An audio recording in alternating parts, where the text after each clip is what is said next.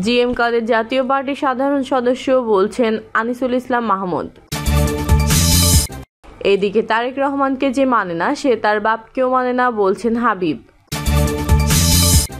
জানাবো তারা নাকি জান্নাতের টিকিট দেবে নাউজুবিল্লাহ বলছেন সালাউদ্দিন আহমেদ। জানিয়ে দেব জুলাই বিপ্লব অস্বীকার করলে আওয়ামী লীগের মতো পরিণতি হবে বলছেন মাওলানা রফিকুল। এবং সর্বশেষ জানাবো 29 বছর আওয়ামী লীগকে বাতাস করা পীর এখন জামায়াতকে বাতাস করছেন বলছেন প্রিন্স। এতক্ষণ শুনছিলেন সংবাদ শিরোনাম, এবারে বিস্তারিত। জিএম কাদের জাতীয় পার্টির সাধারণ সদস্য বলছেন আনিসুল ইসলাম মাহমুদ। গণপ্রতিনিধিত্ব অধ্যাদেশ ও দলীয় গঠনতন্ত্র অনুযায়ী গত 9 আগস্ট জাতীয় পার্টির 10ম জাতীয় সম্মেলন হয়েছে বলে দাবি করে একাংশের চেয়ারম্যান ব্যারিস্টার আনিসুল ইসলাম মাহমুদ বলছেন, সেই কাউন্সিলে আমি জাতীয় পার্টির চেয়ারম্যান এবং ABM রুহুল আমিন হাওলাদার মহাসচিব নির্বাচিত হয়েছি। আমরাই এখন জাতীয় পার্টির বৈধ নেতৃত্ব। আনিসুল ইসলাম মাহমুদ আরও বলেন, জিএম কাদের এখন জাতীয় পার্টির একজন সাধারণ সদস্য। এ নিয়ে জিএম কাদের বিভ্রান্ত ছড়ালে আইনগত ব্যবস্থা নেওয়া হবে। লাঙল প্রতীকের একমাত্র দাবিদার তারাই বলেও জানান তিনি। সম্মেলনের পরে কমিটি নির্বাচন কমিশনে জমা দিয়েছে উল্লেখ করে আনিসুল ইসলাম মাহমুদ বলেন, কাউন্সিলের ডকুমেন্ট জমা দিয়েছি। নতুন কমিটি গঠনের জিএম কাদের আর কোনোভাবে জাতীয় পার্টির চেয়ারম্যান পরিচয় দিতে পারেন না। তাই আইন ও গঠনতন্ত্র অনুযায়ী আমাদের নেতৃত্বই জাতীয় পার্টি একমাত্র বৈধ নেতৃত্ব এবং লাঙল প্রতীকের একমাত্র দাবিদার। আনিসুল ইসলাম বলেন, আমরা লক্ষ্য করছি কিছু পক্ষ নির্বাচন কমিশনে ভিন্ন ভিন্ন আবেদন জমা দিয়ে বিভ্রান্ত সৃষ্টি করার চেষ্টা করছে, কিন্তু নিবন্ধিত রাজনৈতিক দলের প্রতি কোনো গোষ্ঠী বা ব্যক্তির আবেদন নয়, কেবলমাত্র দলীয় গণতান্ত্রিক নেতৃত্বের বৈধ আবেদনের ভিত্তিতে নির্বাচন কমিশন বরাদ্দ দিতে পারে। অতীতেও নির্বাচন কমিশন একই নীতি অনুসরণ করেছে এবং এবারেও আইন, সংবিধান ও গণতন্ত্র অনুযায়ী সঠিক সিদ্ধান্ত গ্রহণ করবে বলে প্রত্যাশা করেন জাপার একাংশের চেয়ারম্যান। জিএম কাদেরের প্রসঙ্গ টেনে আনিসুল ইসলাম বলেন, তিনি একবার বলেন শেখ হাসিনার ফাঁসি চান, আবার বলেন আওয়ামী লীগ ছাড়া নির্বাচন বৈধ হবে না। তিনি কখন কি বলে নিজেও জানেন না। তার মতো একজন দ্বৈত নীতির লোক রাজনীতিতে কতটা প্রাসঙ্গিক তা ভাবার সময় এসেছে। তারেক রহমানকে যে মানে না সে তার বাপকেও মানে না বলছেন হাবিব। বিএনপি চেয়ারপারসনের উপদেষ্টা ও পাবনা জেলা বিএনপির আহ্বায়ক হাবিবুর রহমান হাবিব বলেছেন, দল কাকে নমিনেশন দিল, কে সবুজ সংকেত পেল সেটা মুখ্য বিষয় নয়। আগামী জাতীয় সংসদ নির্বাচনে বিএনপি মনোনীত প্রার্থীকে ধানের শীষ প্রতীকে বিপুল ভোটে নির্বাচিত করতে হবে, এটাই মুখ্য বিষয়। তবে যারা ব্যক্তি স্বার্থ হাসিলের জন্য দলের নির্দেশনা অমান্য করে, যারা তারেক রহমানের নির্দেশনা মানে না, তারা মূলত তার বাপকেও মানে না। তিনি বলেন, বাংলাদেশ জাতীয়তাবাদী দলকে পরাজিত করার জন্য তথা ধানের শীষকে পরাজিত করার জন্য আগামী দিনে অনেক বিরোধিতা হবে, অনেক ষড়যন্ত্র হবে, কিন্তু শহীদ প্রেসিডেন্ট জিয়াউর রহমানের সুযোগ্য সন্তান দেশনায়ক তারেক রহমানের সুশৃঙ্খল নির্দেশনায় সব ষড়যন্ত্র মোকাবেলা করা হবে। সেজন্য সবাইকে ঐক্যবদ্ধ থাকার আহ্বান জানান তিনি। তারা নাকি জান্নাতের টিকিট দেবে নাউজুবিল্লাহ বলছেন সালাউদ্দিন আহমেদ। জামায়াতে ইসলামীকে উদ্দেশ্য করে বিএনপির স্থায়ী কমিটির সদস্য সালাউদ্দিন আহমেদ বলছেন, ইসলাম কোনো রাজনীতির কোটা নয়, রাজনীতি দিয়ে ইসলামকে নিয়ে আসবে, তাদের ভোটের মধ্যে প্রতিহত করবেন। তারা নাকি জান্নাতের টিকিট দেবে নাউজুবিল্লাহ। 71-এর চেতনাও টেকেনি, হাসিনার ঠাঁই হয়েছে দিল্লিতে। আমরা সবাই জুলাই যোদ্ধা, তবে জুলাইয়ের চেতনাও কেউ যেন বিক্রি না করি। সালাউদ্দিন আহমেদ বলেন, এমন একটি প্রত্যাশিত দিন দেখার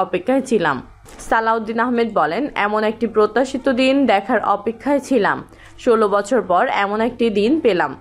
আমরা সুখের দিনে অতীত ভুলে যাই, আমরা যেন বিস্মৃত না হই। এই দেশ থেকে 2,80,000 কোটি টাকা লোপাট হয়েছে।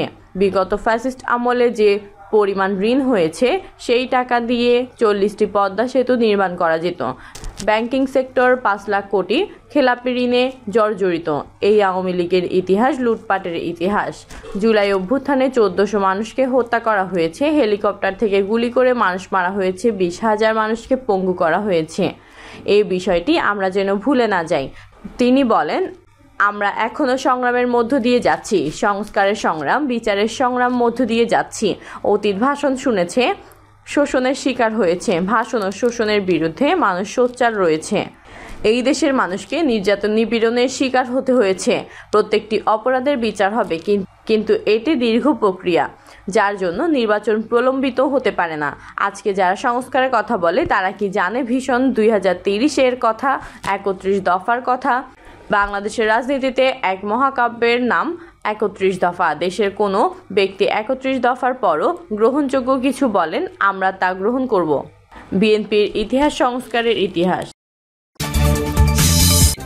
জুলাই বিপ্লব অস্বীকার করলে আওয়ামী লীগের মতো পরিণতি হবে মাওলানা রফিকুল।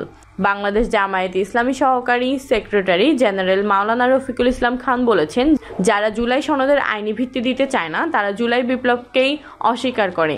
জুলাই বিপ্লবকে অস্বীকার করলে আওয়ামী লীগের মতোই পরিণত ভোগ করতে হবে। এই সময় তিনি আরও বলেন, দেশের প্রতিটি আন্দোলনে আলেম সমাজের ভূমিকা রয়েছে। আগামী দিনে একটি সুন্দর বাংলাদেশ বিনির্মাণে আলেম সমাজ এক হয়ে ইসলামের পক্ষে ভূমিকা রাখবে ইনশাআল্লাহ।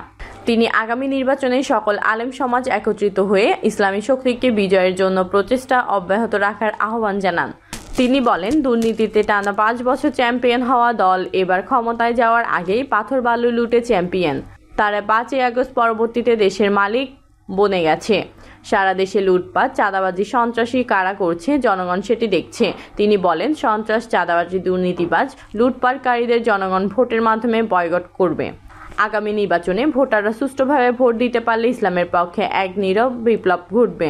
আলেমদের ঐক্যের আভাসে পুরো জাতি খুশি হলেও একটি দল খুশি হতে পারেনি, কারণ তারা জানে ইসলামী দলগুলোর ঐক্য হলে জনগণ ইসলামী দলের পক্ষে রায় দেবে, তাদেরকে ঘৃণা ভরে প্রত্যাখ্যান করবে। যারা ক্ষমতায় গিয়ে জুলাই সনদ বাস্তবায়ন করতে চায়, এখন বাস্তবায়নে তাদের আপত্তি কেন প্রশ্ন রেখে মাওলানা রফিকুল ইসলাম খান বলেন, এর মানে হচ্ছে ওই দল আবারও জনগণকে ধোঁকা দেওয়ার রাজনীতি করার চেষ্টা করছে।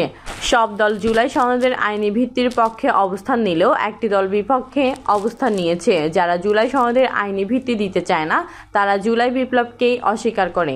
জুলাই বিপ্লবকে অস্বীকার করলে আওয়ামী লীগের মতে পরিণত ভোগ করতে হবে। হুঁশিয়ারি করে তিনি বলেন, জনগণের প্রত্যাশিত রাজনীতি করতে হবে, নতুবা জনগণ উপযুক্ত জবাব দিবে।